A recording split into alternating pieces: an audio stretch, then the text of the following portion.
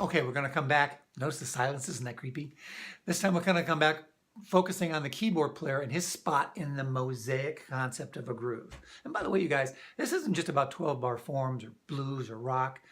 This idea of things fitting together is how symphonies are built. It's how SATB vocal parts are built in a choir. Everybody has their spot. Playing on top of each other all the time is just brutally old-fashioned metal or disco from the 70s when everybody plays at the same time. It's super repetitive. It's not very interesting. So always try to think about what the other guys are doing around you. Okay, back to the keyboard parts. Let me play just the keyboard parts with the drums.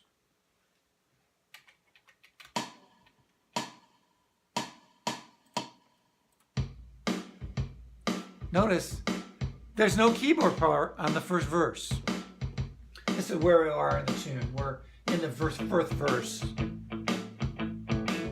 There's the 4 chord of the first verse. The piano player is laying out. Laying out is a great idea, dudes. You do not have to play all the time.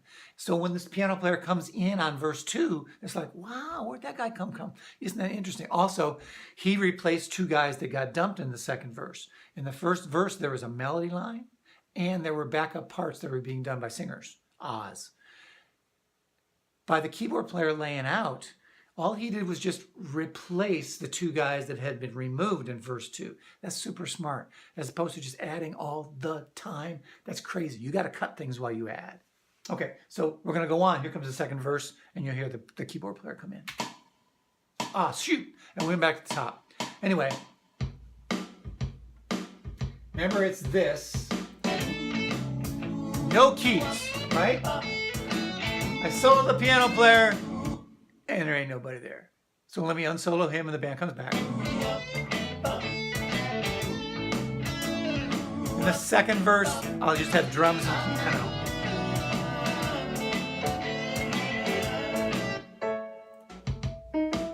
He actually came in on the last 2 bars of the first verse, what we call a turnaround. We're turning around back to the top. He snuck in to get momentum to come back in, as opposed to just like unmuting him and having him pop in. The last turnaround of the tune is where the tension is, and it's also a place for guys to come in preparation for the real entrance.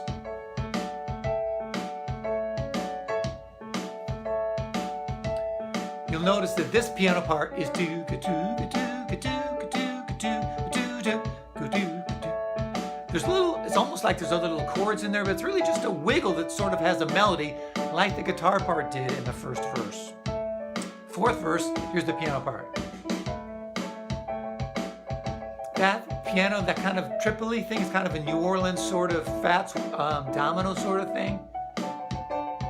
While that's going on, the bass player, remember, is going boom, boom, boom, boom, boom, boom, boom, boom, boom, boom, boom.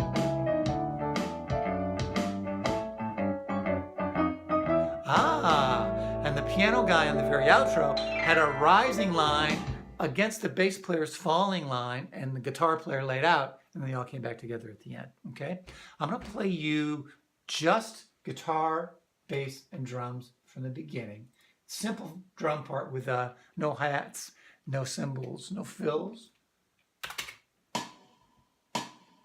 Rhythm section only, no background vocals.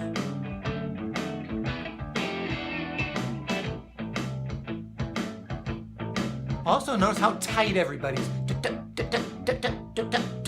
As the song goes on, that tightness will start to loosen up and the song will get more open and flow a little bit.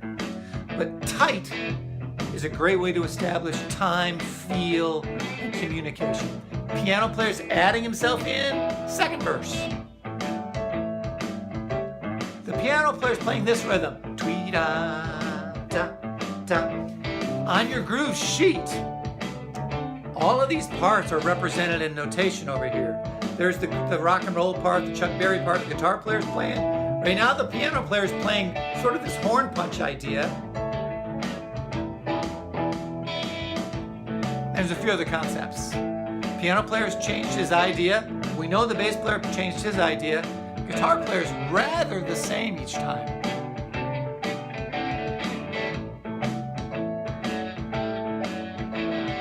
Notice that everybody hears the phrase ending and moving on. Here's the last verse. The piano player goes to the New Orleans thing.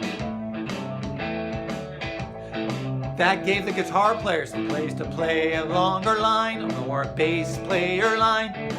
But always that, those like horn pops, back. Okay.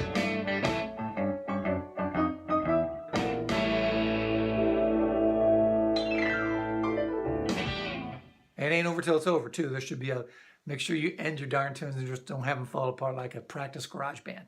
Okay, the last video is going to be talking about those background parts. Sit tight.